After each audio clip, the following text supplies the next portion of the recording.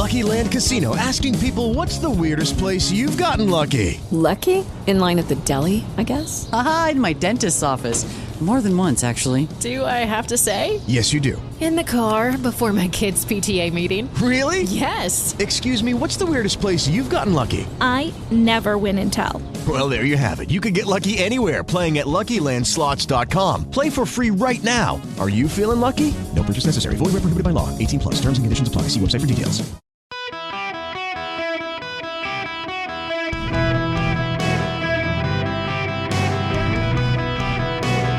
Welcome to the Eric Erickson Show podcast, Hour 3.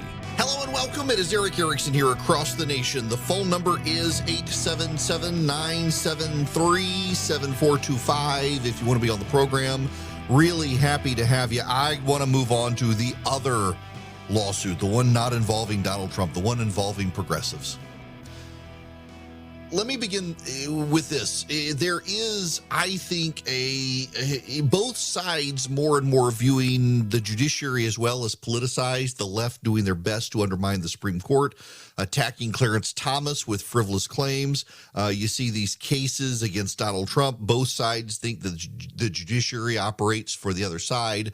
This case in Montana, you got to be really a cynic when you read about this case. So a group of children sued Montana. There is a provision in the Montana law that says essentially Montana can't take into effect climate change impacts on energy policies in Montana. Then kids sued. Yes, kids sued. I'm going to explain this to you, claiming that they had standing and that they live in terror of climate change, and the state must start considering the impact on the environment and of climate change of their energy policies, including the expansion of drilling for fossil fuels in Montana.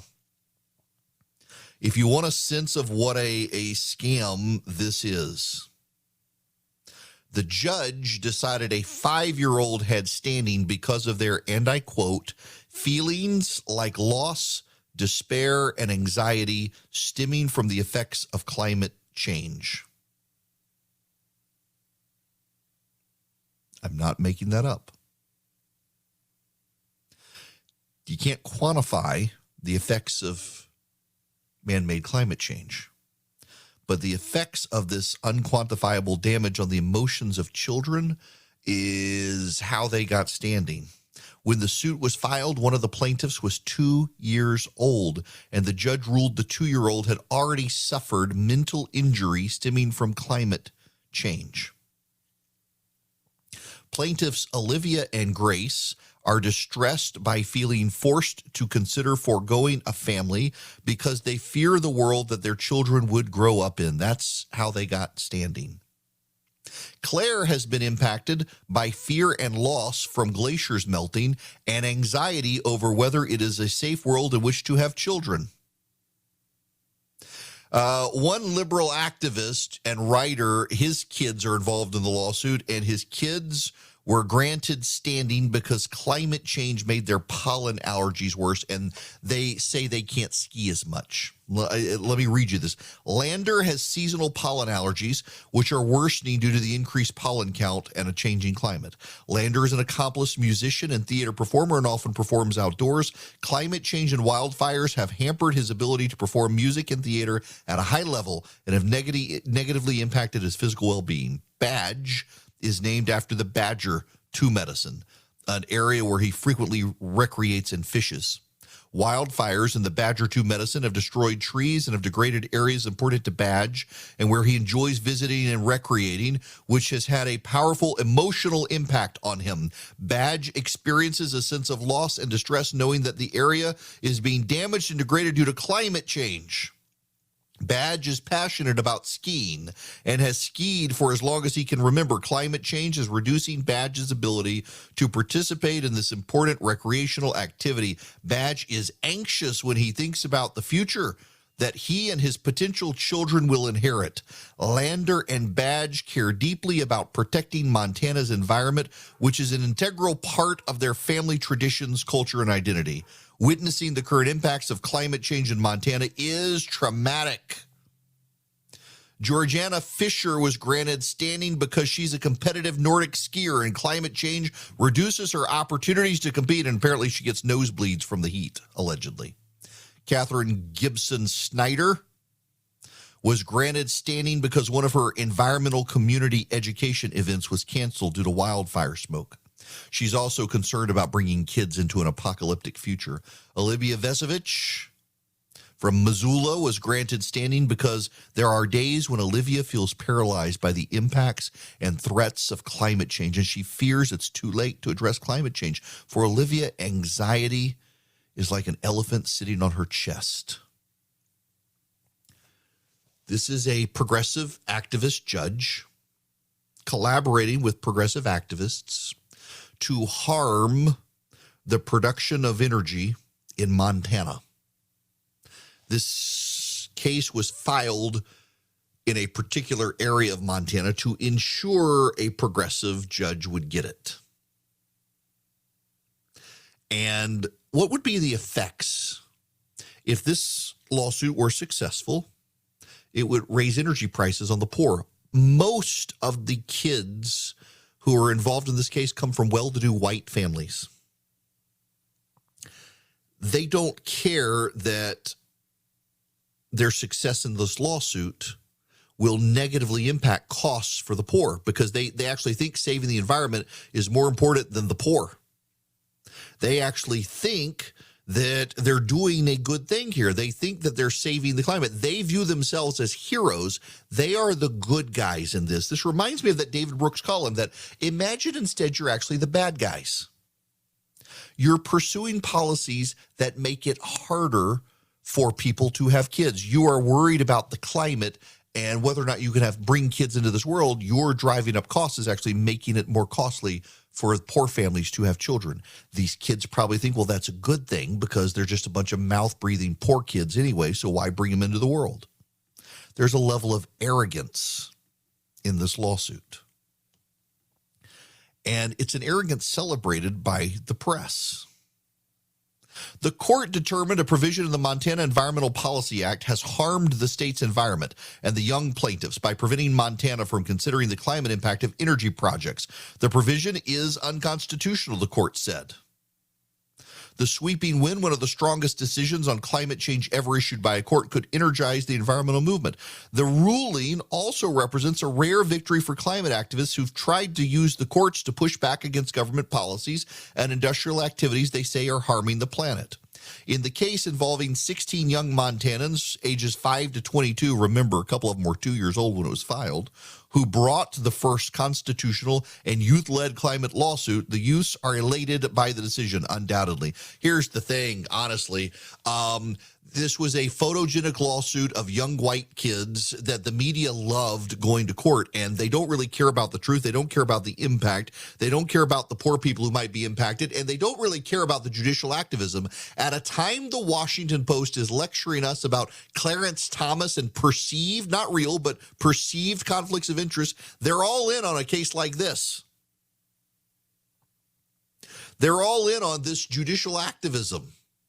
And they got a big win. Undeniably, they got a big win on this. But it's a win that's probably not going to be sustained on appeal. But they will inspire other people to go to court. And you'll get to a place like California where they file a lawsuit, and the state won't fight back. The state won't fight back, and it could cripple industries that help real people. It could put people out of work, and the environmentalists don't care. The environmentalists are the bad guys who view themselves as heroes. I mean, look at just real quick, look at the Avengers. Thanos was the villain. To save the universe, he wanted to wipe out half the universe. He needed population control because the universe was running out of resources in his mind. The movie vilified him. But he's the good guy to so much of the left. He's a Malthusian. He believes the universe is running out of resources. We got to cull the herd to save the universe. This is what actual environmentalists and population control experts believe. They're on the side of Thanos, who's the bad guy in the movie. The movie, what, Godzilla and what, the one with Mothra and whatever, the environmental group was trying to bring back the monsters to kill off humanity for what? To save the planet. Because humanity was bad and poisoning the world. Or you got the Aquaman movie. Aquaman's brother is the bad guy. He's an environmentalist who wants to kill off the world that lives on land or attack them and enslave them because they're polluting the waters. These environmentalists view themselves as the heroes. They view themselves as having a noble purpose, and the media heralds them. This is why in the 1970s, there were a series of eco-terrorism attacks in the United States. Every week there was a bombing in the 1970s. Not making that up, true stat. And it was environmental activists in particular and far-left progressive activists who were doing it. And environmental activists are starting to do it again. The Earth Liberation Front and other groups killing people and shutting down businesses they believe to save the planet. These kids are these sorts of activists. They're using the court process now. How many of them are going to turn into vigilantes as they get older? When they lose this case on appeal, what are they going to do? But there's also something else here deeply terrifying, and it's the number of parents who have mentally abused their kids. These kids have to be told that the world is coming to an end and maybe they can't have kids. They get it from somewhere. Where do they get it? Their parents. Their parents are the ones who gave them anxiety. Well-to-do liberal white parents giving their children anxiety, sending them to therapy, because the parents are using their children as their vehicle to advance their own agenda, and their own agenda is a progressive, secular, white agenda of upper-income people who really view the poor with contempt. They think they're helping the poor by sterilizing the poor. They think they're helping the poor by driving up their costs so they can't have kids. They think they're helping the poor by driving the poor from their good jobs. They think they're helping the planet. There's a narcissism in this. A narcissism, there's a level of Gnosticism, and you can't dissuade these people. They think they're the heroes. They are convinced they are the heroes. The media is convinced they are the heroes when they're the villains of the story. They are no different than Thanos snapping his finger and wiping out half the universe. And it's very interesting that Hollywood can tell these stories in the form of movies, and the environmentalists are the villains. But in the real world, these environmental activists, many of them are supported by Hollywood. So on the big screen, they tell the truth. And in reality, they're the ones driving up costs, getting rid of good laws, getting rid of good jobs, raising the cost of living on people. In Montana, this is going to have an appeal to the state Supreme Court. The Montana Attorney General has announced the ruling is absurd and will appeal. Austin Kunsden is the Republican, and Emily Flower is the spokesperson for the Attorney General, said the same legal theory has been thrown out of federal courts in more than a dozen states. It should have been as well here. I wonder if the Montana legislature might consider impeaching this judge. I mean, the judge clearly working in cahoots with the activists is a progressive activist. They might as well impeach him, set that a precedent as well. You judges do this, you get impeached. I don't know if they have the votes in the Montana legislature to pull it off, but they should probably try. In the meantime, you should know that a group of young white kids from wealthy families have decided to wage war against the poor in the name of saving the planet. And that's what the Democratic Party is becoming, and that's what so much of 2024's election will be about. I am a small businessman. The company that I run for my radio show, it's a small business. I've got employees. I don't have HR. You may be in that situation, and you may really need HR. Well, you may want to talk to Bambi. When running a business, your employees can create all sorts of interesting situations, and they could get you in trouble. What happens when two employees are squabbling? One of them smells bad all the time. What do? How do you navigate the rules? With Bambi, you get access to your own dedicated HR manager starting at just $99 a month. They're available by phone, email, real-time chat. Onboarding and terminations run smoothly. Team members reach peak performance. Your business stays compliant with changing HR regulations. Let Bambi handle your employees for you. Their HR autopilot automates important HR practices like setting policies, training, and feedback. Listen, you want U.S.-based HR managers who give you experience, expertise, a personal touch you need to make it seem like they're a part of your team. They could cost $80,000 a year, but Bambee starts at $99 a month. Schedule your free conversation today to see how much Bambee can take off your plate. Go to Bambee.com right now. Type in Eric Erickson under podcast when you sign up. It'll help you. It'll help your company grow. It'll help you keep peace of mind. It's spelled B-A-M-B-E-E. BAM, B-E-E.com. Bambee.com. Type in Eric Erickson. Well, I feel the need to do this. Yesterday, I was talking about a story about fast food restaurants are redesigning, and it was a Wall Street Journal story, and they mentioned McDonald's, Burger King, Chick-fil-A, Taco Bell, and they didn't mention Arby's, and I know they didn't mention Arby's. Nobody eats at Arby's these days. Just in passing. Well, Charlie does, Philip does, Jim does, my wife does. I do on occasion, but it's been a while since I've had Arby's. It's not that I dislike Arby's. It's just not first thing in my mind of, I'm going to go eat the roast beef sandwich at Arby's. My wife really liked the potato cakes, but they don't have the potato cakes anymore. She can't eat the curly fries because of her chemo. She doesn't like the new fries, but she likes the roast beef sandwich. I guess I'm going to have to go eat at Arby's tonight. My team around me has badgered me and bullied me into saying something nice about Arby's. And again, it's not that I dislike Arby's. It's just, it's not the forefront of my mind. Plus, they really need to renovate a lot of their Arby's stores in my area. But nonetheless, I apologize for offending people, for suggesting that people don't eat at Arby's anymore, because even my wife does. And for the record, she would like me to note that she still does, although she would really like the potato cakes and she can't eat the curly fries because of the chemo. But nonetheless, just need that on the record so Philip and Charlie will shut up. I can't fire them either because we got the conference this week. I thought about firing them, but that would leave me empty-handed for this conference, and I would have to stuff all the bags and do all the grunt work, and I'm not going to. That's their job. So in any event, I move on now. Setting the record straight. I guess I'll have Arby's for supper tonight. Now, someone is floating this crazy idea, a solution to the conundrum. This is in the Los Angeles Times, that essentially Dianne Feinstein needs to go away because she's not capable of doing her job. And perhaps maybe she should resign and let Gavin Newsom put Kamala Harris in her place and put her back in the Senate. And that would free up Joe Biden to find a new vice president. This tells you the desperation of Democrats in America. They're trying to get Kamala Harris out of the vice president's office without making it look like they're throwing her under the bus. They got to do something. That's how bad she is as vice president of the United States. The Democrats are really stressed out because it continues to show up in the polling that people do not like Kamala Harris, and they're worried about her becoming president because Joe Biden is so old. And he is. Jonathan Martin at Politico has a story about Mitch McConnell is starting to show his age. And he is. It's sad to see. But the media seems to be more interested in talking about McConnell starting to show his age than Joe Biden, who they give a pass to.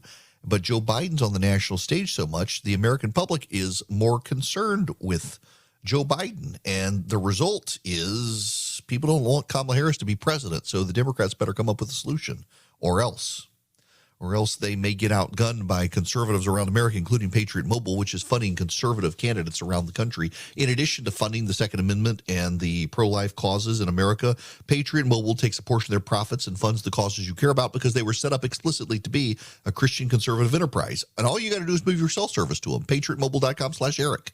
PatriotMobile.com/ERICK. You move your service to Patriot Mobile, you get guaranteed great service. They're using the same cell towers you're probably already using anyway.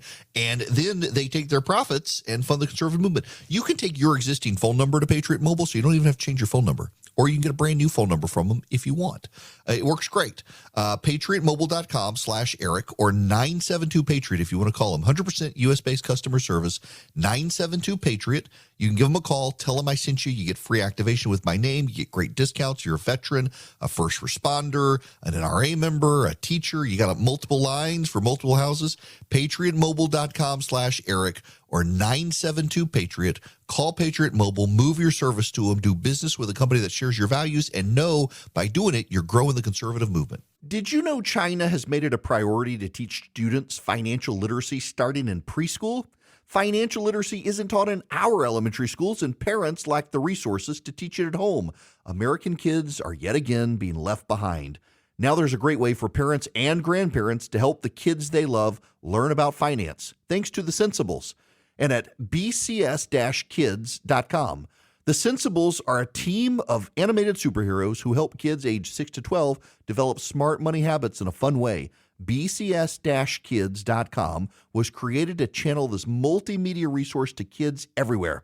Buy a subscription for your loved ones, and each month they'll get a Sensibles kit in the mail with an entertaining DVD, comic book, and activities. Digital subscriptions are also available. They'll also get access to an interactive website with a library of lessons, fun activities, and more. Want 20% off the monthly subscription costs? Visit at bcs-kids.com. Enter the promo code ERIC, my name, ERICK. It's the sensible thing to do. Subscribe today at bcs-kids.com. Hi there, welcome. It's Eric Erickson here across the nation. The phone number is 877-973-7425. Should you wish to be on the program, I am delighted to have you with me. I got to talk about a wild story. And this one is, I was stunned that this is happening in my backyard, honestly. When you hear about it, you'll understand. Real quick though, and I hate to do this for those of you in delay, but I just need to tell you that in the southeast, at least, there are massive storms sweeping through right now. Some severe weather. If you're in the Greenville area listening to WORD, you've got a significant weather advisory over downtown Greenville and Spartanburg. It's headed towards you. And I'm about to talk about a story in DeKalb County, and there's like all sorts of weather in my area. I realized it should turn dark outside. So wanted to say that. But so this is a story, and I just, for those of you just listening anywhere in the country, just listen to this story. It sounds like it should be something that happens in California or Oregon. But it happened in DeKalb County, Georgia, which is right next door to the city of Atlanta. A DeKalb County man says squatters broke into his home in February and are still there. Backlogs with courts and the marshal's office have left him legally unable to enter his own home. Channel 2 consumer investigator Justin Gray has learned there's finally an eviction order, but the homeowner's still waiting. Now he's waiting on the DeKalb Marshal Service to be able to actually evict the squatters. 2 people have died in the home from overdoses since this all started. Code enforcement has cited the homeowner for not properly maintaining the house he can't even legally get access to. Tim Arco said just days after his tenants moved out of his East Lake rental home, he showed up to find someone had broken in. He said as soon as he pulled into the driveway, someone pointed a gun at him. I just jumped the fence and ran. I didn't know what else to do, Arco said. That was back in February. 6 months later, the squatters are still in his house. I didn't walk in on a family eating dinner. I walked in on weapons, a prostitute, a bunch of dogs in the back, my fence broken down, Arco said. But it was Arco police arrested. He called 911. They told the police I was a home intruder and it was their home, so I was arrested and detained. Since then, he's been fighting to evict the squatters in court. After months of court delays, the eviction order's finally signed, but now he's waiting on the marshals. Nobody likes, being in the court system, but it becomes even worse when it seems broken down, says John Ernst, his attorney. The DeKalb County Sheriff's Office bypassed courts and served an intruder affidavit after Army Lieutenant Colonel Dahlia Doer's home was taken over by squatters back in May. I felt violated, Durr said at the time. One of the alleged squatters at Arco's home yelled at WSB TV's Justin Gray while he was in front of the house shooting video, saying he's no squatter. You didn't break into the house, Gray asked. Oh, no, sir, the person said. Did someone break into the house? Nobody broke into the house, the person said. I feel like it's very heavily weighted towards these trespassers and criminals, Arco says. Arco was never charged with a crime. Once he showed the police it was his property, but it's 6 months waiting on the courts. This is unacceptable, y'all. This is unacceptable. Now, key fact pattern here. In May,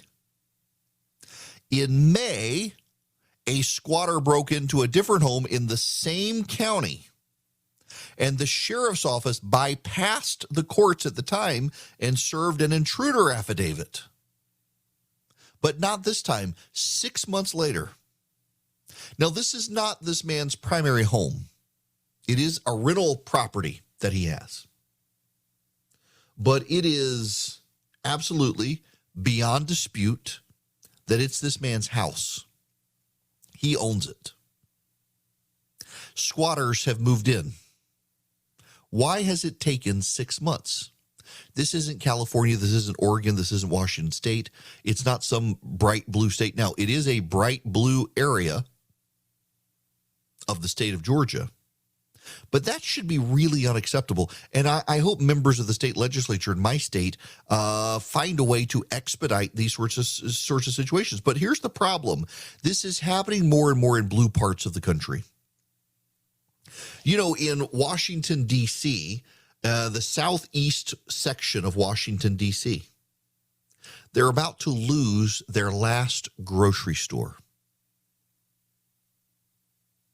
They're about to lose the last grocery store because of crime and shoplifting. The left, when you listen to the left around, like, for example, they use phrases now, food deserts. I was first clued into this phrase of food desert. There's a magazine in my area, Atlanta Magazine. It's a very good magazine, but they did a profile of food deserts. That is, people who don't live within a reasonable distance of a grocery store, people who have to drive to a grocery store. The left believes that everyone should have a grocery store of some kind on every block where they can get basics, milk and bread and meat and vegetables. The ideal. And if you don't live within walking distance of a place where you can get fresh vegetables, you're in a food desert, the left says. But it's the progressive policies causing the food deserts around the country now. As the last grocery store in southeast Washington, D.C. packs up and leaves, you're going to be having to go down for the ho-hos and the Twinkies at the local Quickie Mart because you can't actually get to a grocery store and get something substantive because the progressives have decided not to police. And because they're not going to police, they're going to shut down stores. And they've been dismissive of this. With the help of a complacent media, the left has been very dismissive of these sorts of stories. You go to San Francisco and you hear about the Walgreens and the CVSs that are closing up shop, or the Targets, and the media comes back. CNN in particular did this with left wings being, oh, well, actually, it's because they're a dime a dozen. They're on every block. They have too many. Therefore, we can get rid of some. Except they're getting rid of all of them. Soon there will be a condom desert in San Francisco. You won't be able to go anywhere to a drugstore to be able to buy anything from a drugstore, and the state will have to subsidize and give them out for free and put them in the mail for everybody because you won't be able to find a CVS or a Walgreens or a Target for that matter. And it's progressive policies doing this.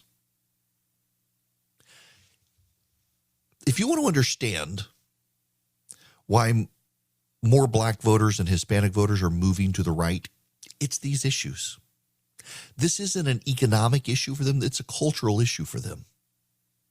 It's an issue of their way of life and lifestyle, that they now have to travel further to go to a grocery store in Washington, D.C. because progressives have refused to enforce the laws and put the bad guys in jail. The bad guys have stolen so much that the grocery stores are shutting down. DeKalb County, Georgia is a very progressive county.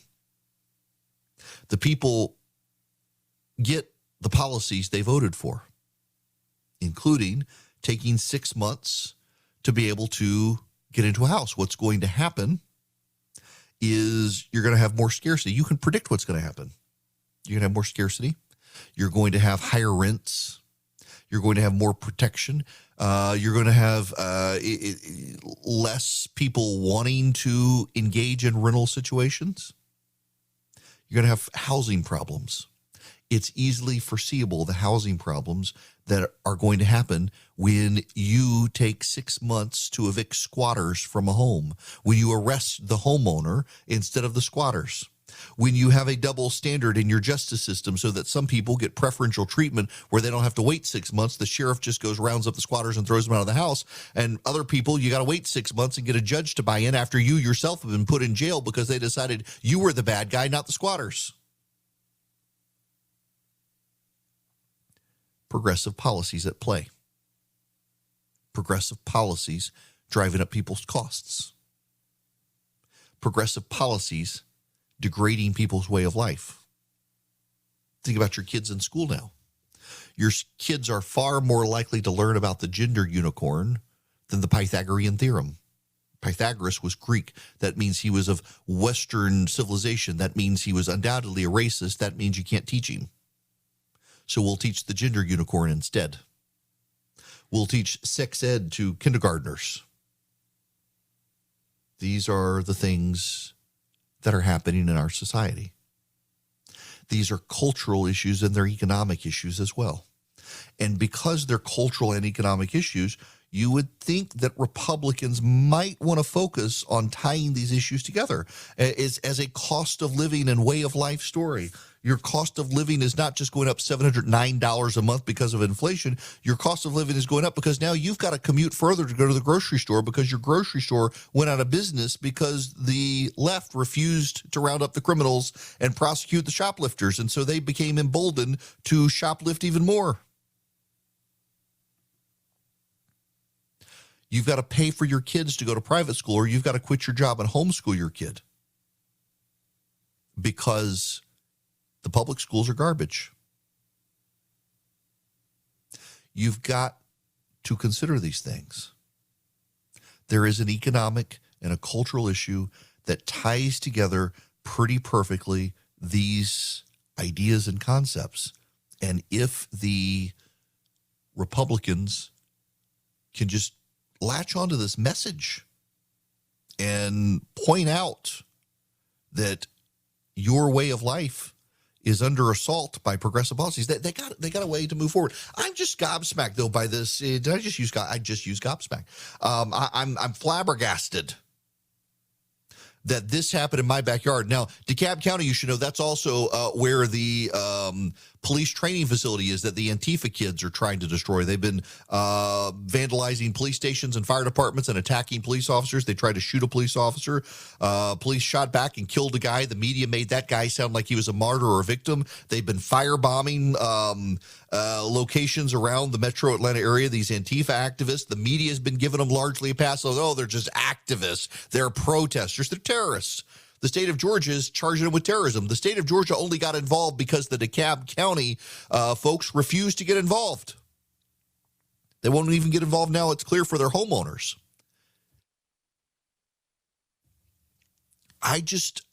Maybe I'm crazy, but I don't think I am. I just think if you string together these messages, it's not about 2020. It's not about a stolen election. It's not about relitigating what happened. It's not about retribution. It's not all about the slights. It's about the management of the country. And it transcends to a place like what's happened in Hawaii, on Maui. The alarms did not go off.